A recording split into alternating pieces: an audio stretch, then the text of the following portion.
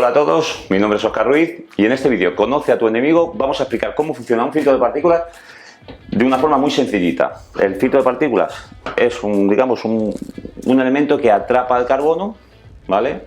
Para retenerlo y luego, a su vez, cuando haya cierta carga de carbono, vaporizarlo y transformar esas partículas de carbono que son nocivas para el ser humano, se nos quedan los alveolos, desaparecer, hacerlas vapor. Normalmente el filtro de partículas se compone en dos partes. Puede venir, como en este caso, que es un combo, un FAB mixto, o puede venir solo el filtro de partículas y luego añadirles el catalizador, ¿vale? Como norma general, el DPF más común, por proximidad, por eficiencia del catalizador, suele ser este.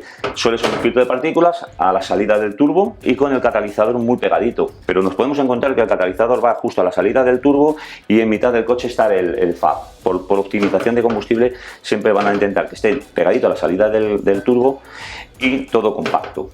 Catalizador y cerámica de filtro de partículas. Los gases van a pasar por aquí, primero, previo, catalizador, y luego se quedarán, las partículas de los gases se van a quedar adheridas a la cerámica del filtro de partículas. ¿Qué sucede? Al quedarse adheridas, cada vez que vayan pasando gases, se va a ir acumulando ceniza, se va a ir acumulando carbono y partículas de aceite, etc., ¿no? Llegará un momento en que rebose, en que tengamos mucha presión. Mucha presión. Eso determina que tiene que hacer una regeneración. Para que haga la regeneración necesitamos imperiosamente unos sensores. Primero, como tiene que elevar la temperatura de gases a más de 580 grados para que el carbono se transforme en dióxido de carbono, vamos a necesitar primero una termoscopia o dos. Como norma general los coches suelen llevar dos, incluso hasta tres. Vale, esto no deja de ser simplemente un NDC, una resistencia variable, que lo que nos va a proporcionar es eso, saber la temperatura constantemente de los gases que pasan.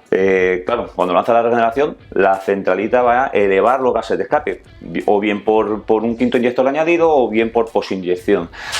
Otra cosa muy importante es el sensor diferencial, ¿vale? Con esto va a determinar la carga que tiene. Como norma general, los sensores llevan dos tuberías. Lo que va es la entrada anterior al filtro de partículas y la salida que sería posterior al filtro de partículas. Siempre el más gordo es la entrada y luego la salida.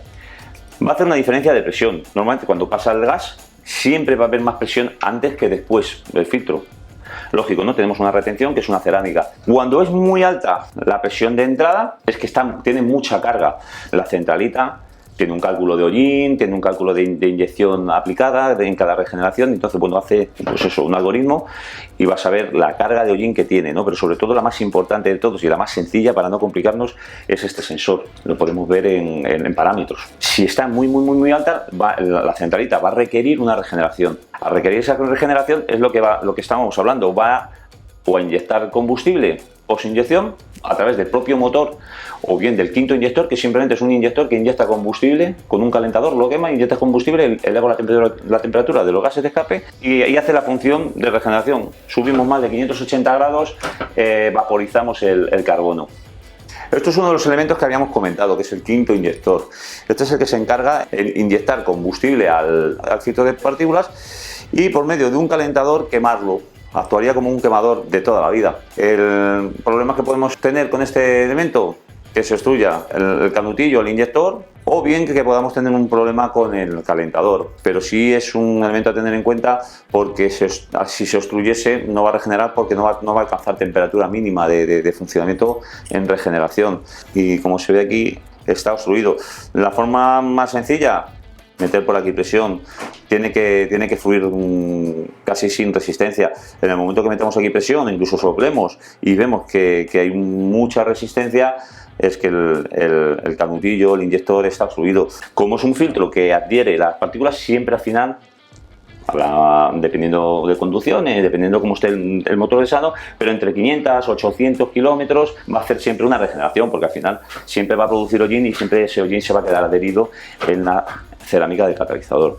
Siempre va a quedar un pequeño residuo, siempre va a quedar una pequeña ceniza que con los kilómetros y con los años pues al coche le va a imposibilitar, no va a poder la regeneración quitar ese ese residuo. Luego tenemos una sonda Lambda, vamos a hablar de ella porque normalmente vienen puestas en el filtro, pero esto lo que va a hacer es ver la cantidad de oxígeno que hay en combustión para que la centralita, pues oye, determine si tiene que inyectar más combustible, menos, que cuando falla esta sonda suelen cortar regeneraciones y falla, obviamente falla la regeneración. En otros vídeos ya sí que diremos cómo funcionan sensores y cómo diagnosticarlos y posibles fallos y dónde encontrarlos para diagnosticar y ver por qué se nos ha obstruido el DPF.